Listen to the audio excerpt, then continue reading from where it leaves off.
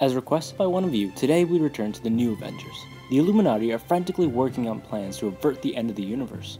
Reed Richards and T'Challa have reverse-engineered Black Swan's incursion point destroying contraption. Meanwhile, Iron Man has begun construction of a Dyson sphere that will essentially weaponize the sun. Even Doctor Strange finds his own solution, a taboo spell that will require the spirits of 40 fallen men and one righteous soul. Interestingly, as Strange bemoans what little time they have, what appears to be the missing time gem appears in his hand. Nonetheless, time is indeed short as a new incursion point occurs, this time in New York City. Though not every plan is ready, they come to the conclusion that regardless of what they use, someone will have to make a sacrifice. But upon traveling across into the other world, they learn someone is already enacting his own plan, Galactus. His herald informs the group that Galactus will destroy this world to save his own universe. Faced with the tough decision of letting this world perish at the hands of Galactus to save their own, the heroes decide there must be another way. They will not surrender even this Earth without a fight.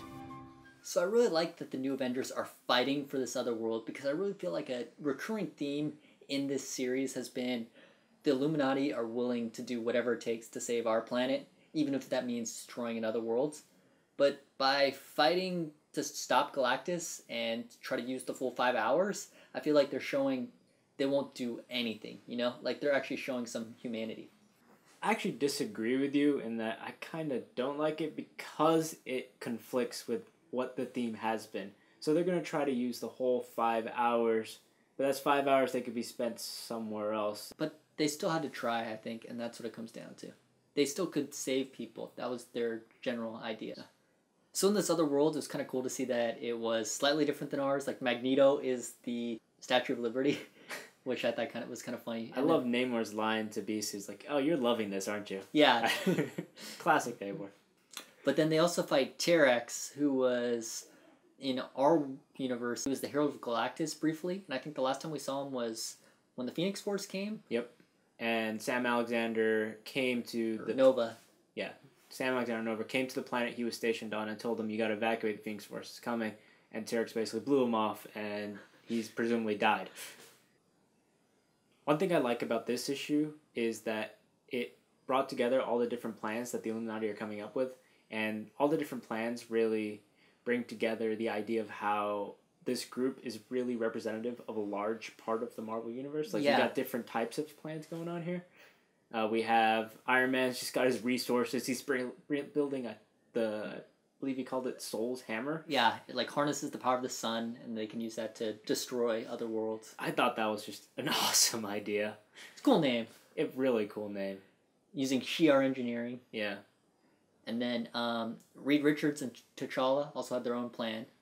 They were using, I believe, a ultimate nullifier with some vibranium barrel. Basically, they were just going to... steal Black Swan's plan.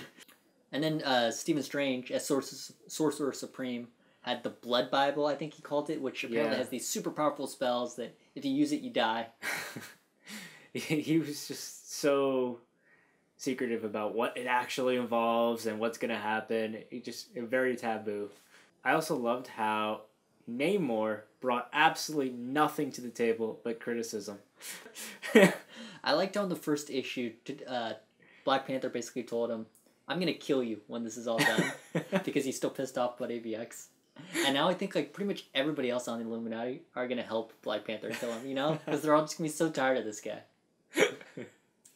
Though he brought up the good point that he laughs at them all talking about how one person's going to have to stay behind and then making a big deal about it. And Namor's like, you guys don't realize this? We're all going to probably be fucked. Yeah. You know, there's no coming back from this. I mean, that was like kind of a recurring thing in all the different plans the Illuminati have is somebody's got to die or somebody's got to be stranded. But I do like, at least initially, when they're saying one of us is probably going to have to stay behind to separate the link between the two universes. At least they're making sure it's one of them. They're not going to, like... get some average Joe, be like, hey, you want to die for your planet? Captain America, you want to do the most heroic thing possible? Well, maybe they should have kept her around just for that, right? Jonathan Hickman is writing both New Avengers and Avengers, and you're really starting to see some of the connections between the two storylines. Yeah, they both deal kind of with the universe dying. Yeah, in the New Avengers, it's basically all universes are breaking down, and in the Avengers, it's like the White Events, which is supposedly just our universe dying. But I think in issue 7, we saw like the Superflow and a bunch of other stuff. The superflow seems to be an abstract realization of where people's minds go when they dream. I also believe this is where telepathy and even thoughts come from in the Marvel Universe. The superflow seems to be a connection between the different universes, and they have these ascension centers there controlled by builders, and everything seems to just be collapsing in on itself. And what the caretaker issues the order to basically sever ties, and they save a few ascension centers. We're not particularly sure if this means that these universes have been separated from the multiverse, or it seems like a quarantine to me, but I'm not entirely sure. I find it interesting because this is what Galactus is essentially trying to do. His plan is to basically tie or quarantine his world, like close the bridge between universes. And that bridge just happens to be Earth. What could actually happen, though, if you're thinking about connection between the two books, is this week Avengers number 8 came out, and they have this new world protector called Starbrand. Mm-hmm. So do you think he's going to tie in, or? He could possibly be one of the solutions, or part of the solution to stopping the incursion points, because he's part of the builder system. Well, I think it might be that the builder system is broken, so I'd almost argue the opposite, that maybe he's the reason. He's part of the problem. Like, when these Illuminati are going to try to separate the bridge between our universe and other universes, it'll be Starbrand who rises to stop them. I don't know. So as a grade for New Avengers number 4, what would you give it? I'd give it a 4 out of 5. I like the really intelligent ideas that Hickman presents in this story. I'm going to give it a 4 out of 5 as well. I really like that this issue kind of showed that they're still heroes at their core, and Steve Epting's art continues to impress. I also really like the cover of this issue, as well as all the previous issues as well. But 4 out of 5.